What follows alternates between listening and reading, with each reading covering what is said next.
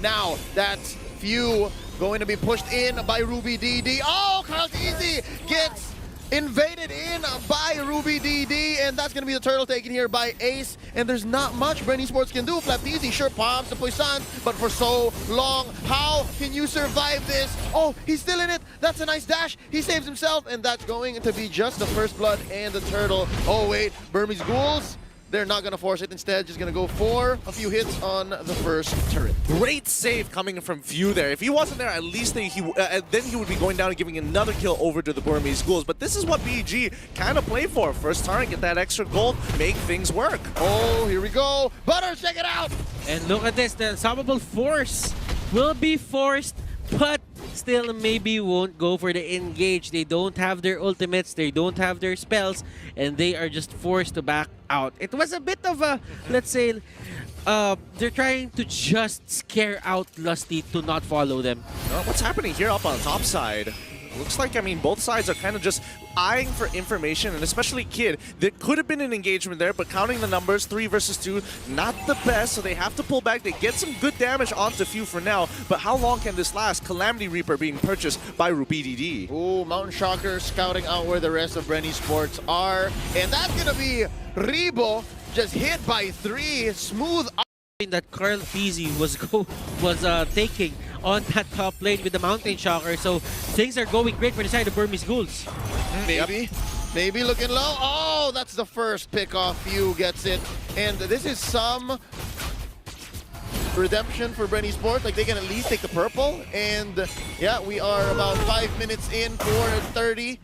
1,000 gold ahead. I mean, is it some? Because again, they're losing pressure across the map, and now Burmese Ghouls are looking to continuously attack, and they are destroying the shields. They've already completely cleared off the barriers coming in from that topside turret. Few, he gets on out of there. He doesn't want to, put himself in any more danger than he already is. The Burmese Ghouls only up by 700 gold, but they could double this off of a single kill.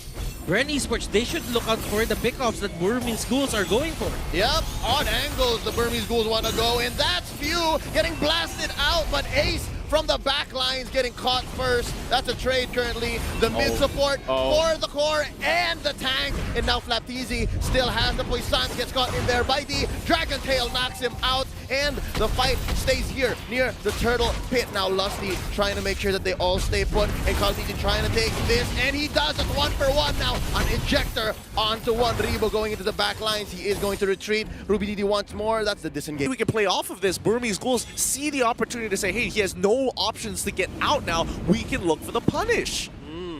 That is true. As you can see right now, Burmese Ghouls, they really like to go for these kinds of plays. Just stay in the brush, try to get the ejector close to Kid. Kid sets up the Imperial Justice, and that is a 1-for-1. And that's what happened right here. Same old story, the same old story. Lusty walks into a death bush, and now Flapteezy trying to save the day. Son, it's too late. The classic happens more times to pros than you would like to admit, but D is going to keep on smacking up that tier 2, and this is what Burmese Ghouls have been doing ever since the group stages, just making sure they take fights and they start getting that return of investment somewhere across the map. Todak did a pretty good job, but Burmese Ghouls making it look really, really natural. Bren Esports, they should be looking at that Lord, maybe not give it to Burmese Ghouls as of the moment, because when they do, that is going to be all of the outer turrets down, and probably one inhibitor turret on their side is going down as well. Flapteezy hit there with the ejector, but it's going to be a non-starter. Real quick, item check. Kid just bought a glowing one. That should lead to more kills, but right now, that's the Mountain Shocker starting it off. As we just said, Few gets taken down. Ruby DD though, 2-for-1. The current trade here, the numbers are going well for Bren Esports. Kid and Ruby DD for Few. That was a great fight for Bren Esports. Burmese Ghouls, they thought that they caught Bren off guard, but they were ready. They knew that there was a possibility, a small possibility, that someone or two people are there in that brush, and it paid off for them. Yeah, and I mean, even Ruby DD, he dropped down the Salmon Force to make something happen, but now the Burmese Ghouls looking to turn this fight on top of them to make sure they don't get the Lord, maybe in the back line, but he goes down almost straight away. Flapteezy making sure he's zoning out Ace. They have a double kill coming in for Carl Teasy, making it look real nice and smooth as as the comeback mechanic is here, down 4K, now evening up the score to at least 1K differential and taking the lead. Oh no, the fight continues. Kid forced to retreat. Zaman forced it in by Ruby DD, but the damage has been done. Words have been said, feelings have been hurt, and Lord is marching down mid. Nice engage there for the side of Kid. He might have bitten off more than he can chew, but Ruby DD saves the day. They cut their losses to a minimum. Check this gold graph out. At least we get a better idea because, again, when we were looking at the Burmese Ghouls, they were almost reaching that 5K mark, and that would have been a really difficult position to get, especially when it was about 7 to 6 minutes of the game. Now, things have changed, and they're looking to force it harder. Yep, they're pushing this mid lane turret. Mission accomplished for Bren Esports. Ruby DD takes a few hits from Lord. The swing of the axe chunking him off to about half health, and there's another push up top. Wow, how the tables have turned. Burmese Ghouls now feel the pressure from Bren Esports. And look at this, all turrets, all outer turrets for the side of Burmese Ghouls are going down, and for the first time in forever, I'm seeing Burmese Ghouls defend their own turrets. I mean, don't hold your breath for too long here. This is going to be the Lord power play. Bren going to force the situation here. D trying to disengage the entire team to allow time and buy space for Ruby DD to drop the Salmon Force. And Bren Esports, they call it. They see what's going on. No, I will not let you choose this fight. And maybe he's not done with it yet. The Unstoppable Force is going to get punished with the Circle Eagle as the rest of Bren Esports push him back into the Toys Poissons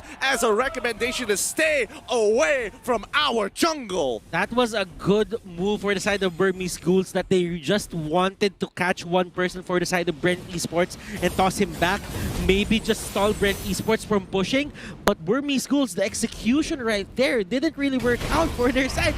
Just because Bren Esports, they were ready and they know that that will happen. Oh, Flap Easy here picked off by Ruby DD. They get their comeuppance, and it's not... Holy Crystal, not Divine Crystal, goes up for the mages here on the side of Bren Esports. Oh, D with the Black Dragon form, and we're looking for a big engage here. That's going to be the...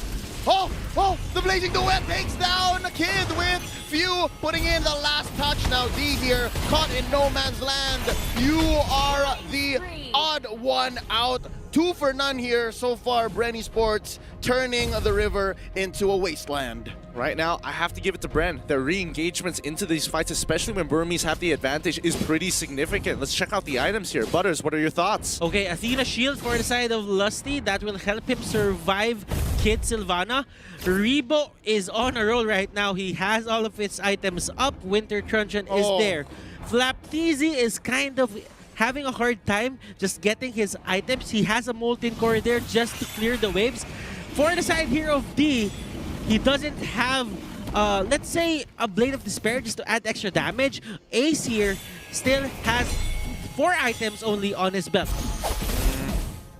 I mean, with the items in the position that they are in right now, Burmese Ghouls, 39k to Bren's 43. Bren just hit their power spike. All Burmese Ghouls have to do, play this slow, clear that waves, wait until that Lord is up, and then play this stalemate where you're putting enough pressure to say, hey, I could look to contest you on Lord, and I might contest you on Lord, but as long as you are not finishing the Lord, we have enough time to hit our 42k power spike, and then that's where they're going to call it. Queen swings on Carl Teasy. He might just tank some of the damage. Oh, here. the fight has already started from the back lines. Ejector on the Flap Easy. He pops the Poissons, and that's D taking quite a few hits from that. Mountain Shocker going to be an incentive for Bren Esports to back out. That's going to be from the back lines, baby. Getting chonked. Oh, this is going to be the pit helping Bren Esports out. That's a double for Bren. Make it a triple. It's 1 for each of the Teasies. And right now, they are primed for the second Lord take. Mind you, this is Luminous. Oh no, this was a very poor choice for the Burmese Ghouls to actually initiate on that fight. They said, hey, maybe we can go back in. The Toys Poissons has been wasted, and D, he's got a little bit of health. He has max on his passive, so he could heal back up. Unfortunately, Ruby DD can't get into the fight. You want to fight on these neutral objectives, a place where you have a lot of places to abuse your Chrono Dash and kind of outmaneuver your opponents. Molten Core became the cursed helmet here for Flap Teasy. Carl Teasy having a good time just roaming around the map, getting those stacks, and Dominance Eyes, Queen Swings, Cursed Helmet. That is enough defense items to tank the damage that will come out from Burmese Ghouls. So that means as long as Flapteezy is getting item progression, there is going to be a lot more resources that will be put to him to take him down. I would totally agree here. And again, Burmese Ghouls have to choose the places that they fight in. They cannot go into these narrow corridors. They cannot afford to get hit by these big ticket ultimates from Lusty. And if Rebo gets into that back line, sure, you have escape mechanics, but Kid needs to be the one to dictate where the place and time the fight is going to occur. And those are all tall orders because Bren Esports has the superior combat mobility. They can just say where the fight happens and they can force him. And right now, that's what's happening here. Mountain Shocker to try and clear the waves, but it's too little too late. Lord already whacks away at that inhibitor turret. Ace at less than half health. That's going to be the push on bottom lane as well. Now only mid stands. Let's see how Burmese Ghouls will deal with the second Lord of the game. There's a fight on all fronts here, and I'm waiting to see who's going to make the first move. Oh, thankfully they were able to kill the Lord before it actually charged in towards that inhibitor down on mid side. That would have been a huge blow. That Rebo is just turning on that Blood Ode. He's never turning it off. He has the purple buff on under his belt. Now Flapteezy, they have all the time in the world to just end this just because Burmese Ghouls, they're not getting their buffs anymore. Yeah, this is the choke right here. I mean, yes, you're saying it's a choke, but it's only 8K. They're only 8K behind. Burmese Ghouls, if they win one fight, they're even. And if they win that fight, the goal lead isn't going to matter at all once it hits that 53K mark. But then again, Gidjon, if you are defending this hard, you take every advantage that you can. True, but that also means you have a safe way to farm. It goes both ways here. Bren need to find a way to catch the Burmese Ghouls off guard. And the Burmese Ghouls, if they get a little too antsy and they don't play disciplined and walk out and get punished for that mistake, Bren will end this game. There's going to be 92 more seconds, and Burmese Ghouls don't necessarily have to force anything. So far, these two teams have been acting like well-informed businessmen. They know the economy of their skills. They know what the timings are like. They know which heroes should be the priority. And right now, they know how much each buff costs. And that's what I'm trying to get at. The last time we checked, as you said, it was what, like a 7K, 8K gold lead? Just. Reconsider whether or not, who the hero priority is going to be here. And this orange buff, it's way too important. Legs pulls in two from the Burmese Ghouls, and the Mountain Shocker does come out. But maybe he's trying to zone out the rest. And Flapteezy, he doesn't mind taking that damage as he goes on forward. But Rubini D is going to be the next on the chopping block. He tries to dodge it around with his Advent Force, but it ain't going to be enough as maybe pulls backwards. And Kid, he can't do too much. He turns around with the Imperial Justice. Ace tries to go in and get the killing spree. He's got it down. Now it's a 1v3. He dodges right in between, swooping and sliding, but Rebo finally joins the fight. This is looking pretty bad for the Burmese Ghouls, especially on game one. And Bren, they call it off, take their wins, and now they need to end this right here, right now.